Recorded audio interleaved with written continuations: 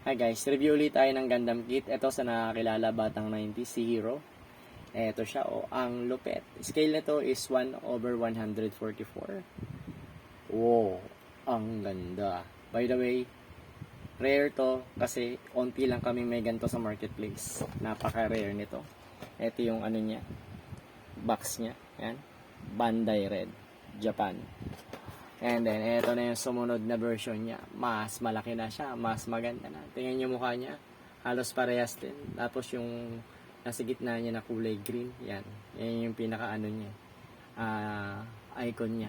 Siyempre yung sumunod niyan, yung mataas sa version niya, yung pinaka angel look niya. Oh. Wow. Ang ganda. Yun oh. Actually, available na to sa akin.